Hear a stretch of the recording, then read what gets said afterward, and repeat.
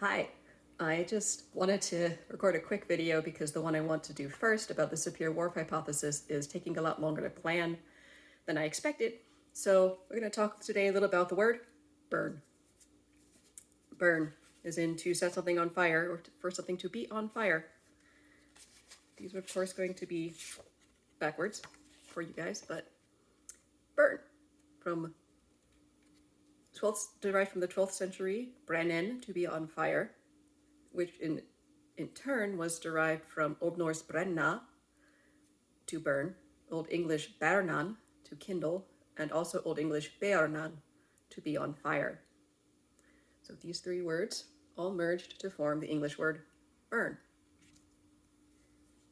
So in the three Western Germanic languages, English, German, and Dutch, well, also Frisian, but those are the three big ones. It's a little comparison of what they were historically and into the present day. So we have Old English bernan or birnan, Middle English bernen or brennen, Modern English burn, German brennan, brennen, brennen, Old Dutch brennan, Middle Dutch bernen and barnen, Modern Dutch also barnen. And I don't speak Dutch, so I probably pronounced that wrong. So these words are all the same, which you should expect, right? Because they're all West Germanic languages, so they all derive from the same roots. And each root takes a slightly different path as it progresses toward the modern era. Sound changes happen in a slightly different way in different languages. So where does it come from? And this is me with a little bit of time on EdubOnline and Wiktionary, because I don't have actual academic library access right now. So Proto-Indo-European root, oops, my thumb, BHREWH1. I'm not going to try to pronounce that. It's like Brauch or something to that effect. And then turned into Proto-Germanic Prenue, or pre-Germanic, sorry, and then Proto-Germanic Brennana, to be on fire, and Braniana, which means to set on fire, and those two verbs merged into West Germanic brennan. So, brennan, which then turned into bernan or brennan, depending on whether you're on the island of Britain or Germany or on the coast where the Netherlands currently are today. So, and then we have the word brand. Like when you take a fire, when you have a thing that you put on a cow to mark its ears, like the cowboys do, or did. I don't know if they still do that.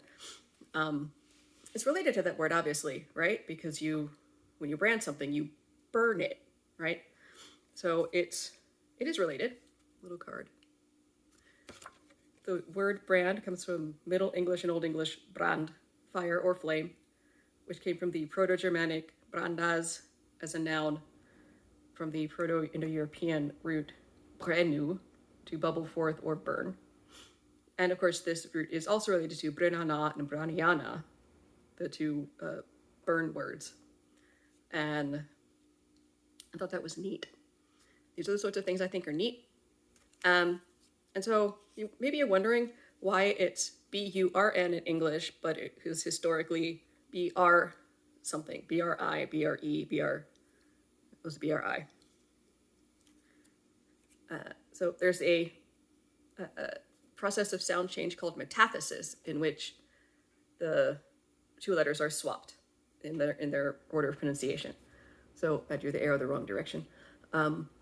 Burn, right? We have burn like this, and then brennan like that, but this should be pointing that way. So brennan, burn, somebody decided, or a bunch of somebody's decided, sometime in the Middle Ages, or actually prehistoric, pre-writing, that burn was easier to say than bren. And maybe it is, maybe it isn't, I don't know. We still have this happening today in words like ask being pronounced as axe, or nuclear being pronounced as nuclear.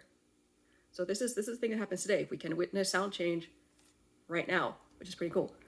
So that's all I wanted to say about the word burn. And Hope to get that Superior Wharf video done sooner than later.